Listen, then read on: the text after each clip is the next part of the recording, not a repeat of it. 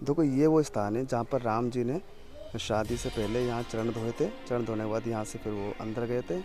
वहाँ उनकी जयमाला हुई। जयमाला के बाद उस स्थान पर बना हुआ मंडप, विवाह मणि मंडप इसे और जहाँ कहते पर उन्होंने फेरे हैं। लिए जिस थे। समय भगवान का विवाह हुआ उस समय आपको ये मणि रत्न से जो फेरे हुए थे और जहाँ मांग भरी गई थी वो एक्चुअली मेरे पीछे है अभी, और मैं आपको दिखाता हूँ उसका रियल स्थान। ये है सीता मैया का रियल, जहाँ पर हवन कुंड लगाया था, मांग भरी।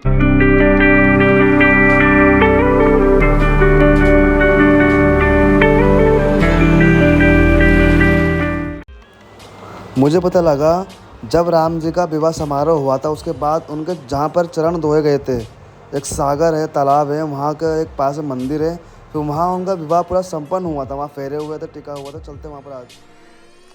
Good morning guys. तो अभी मैं आ चुका हूँ एक ऐसी जगह पर जो कि राम जी का यहाँ पर चरण स्पर्श करके यहाँ उन्होंने विवाह संपन्न किया था। जो जानकी मंदिर के बराबर में, वो रियल नहीं है वो जगह, उसकी जगह यहाँ पर है। और यहीं पर कहते हैं कि उनका विवाह हुआ, 7 फेरे हुए थे और ही उनका विवाह संपन्न हुआ था। तो मैं मिलाऊंगा आपको पंडित जी से, बताएंगे इसके बारे में। जी सर बताइए।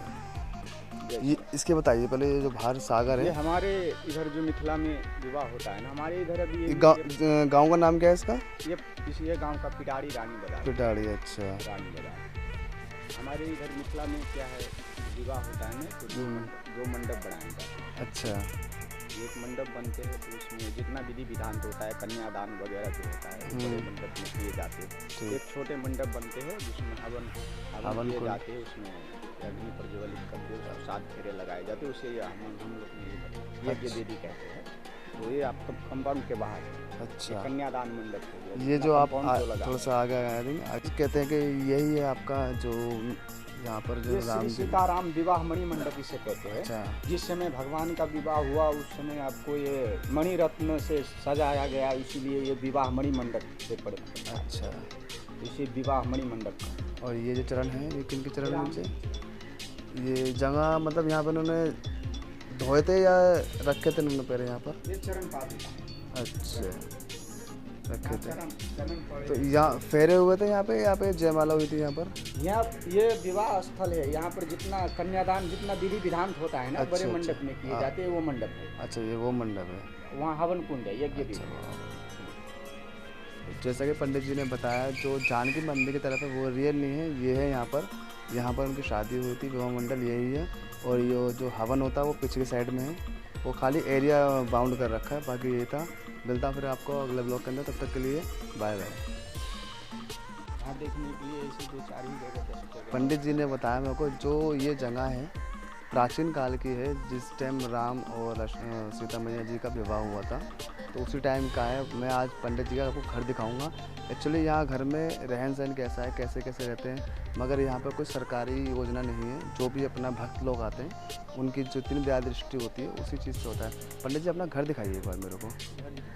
आप चलो आगे, आप आगे चल के दिखा दो कैसा है आपका घर। छोटा सा घर, बड़ा प्यारा घर लग रहा है पंडित जी का। सही है। ये जो मट्टी का लेप करा गया सारा,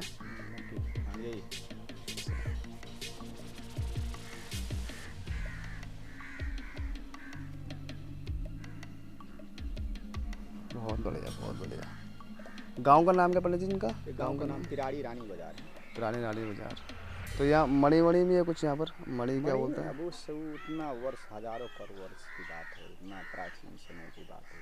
अच्छा। हम लोग जो है ये भूमि का ही महत्व है, जो है जो भूमि का हम लोग। जैसे कि मैंने अभी पीछे दिखाया था आपको, वो जो अंदर बना हुआ था, राम और सीता जी जो अंदर विराजमान थे, वो जयमाला स्थानीय नहीं, विवाह मंडप था, जो कि अलग जयमाला के लिए ज़्यादा माना जाता है। और उससे आप थोड़ा पीछे को आएंगे, वहाँ पर हवन कुंड, जिसमें हवन होता है, श्रृंगार क्या कहते हैं उसको, मांग भरी जाती है, और मंगलसूत्र का जो भी जितने रीति रिवाज होते हैं वो यहाँ हुए थे। असल में जो रियल है वो यहाँ पर है। जानकी मंदिर के जो बराबर में बना हुआ है वो एक्चुअली रियल नहीं है। सीता मैया का जो फेरे हुए थे और जहाँ मांग भरी गई थी वो एक्चुअली मेरे पीछे है अभी, और मैं आपको दिखाता हूँ उसका रियल स्थान जो है। ये जो आप देख रहे हैं ये है सीता मैया का रियल, जहाँ पर हवन कुंड लगाया था, मांग भरी गई थी और सिंदूर दान ही हुआ था इनका। तो ये काफ़ी दूर है वहाँ से। अगर आप जानकी मंदिर जाते हैं तो वहाँ से होने के बाद आप यहाँ पर दर्शन कर सकते हैं। यहाँ पर आने के लिए आपको सिर्फ तो यहाँ पर एक पवित्र स्थान इसलिए भी कहा जाता है, देखो राम भूमि, जन्मभूमि, और जहाँ विराजमान हुए और वहाँ पर उन्होंने शादी करी, काफ़ी कहानियाँ इनसे जुड़ती हैं, जैसे कि प्राचीन काल के अंदर दिखाया था। तो ये प्राचीन काल का ही है, अभी इसको मॉडिफाई नहीं करा गया है, ऐसी का ऐसी है।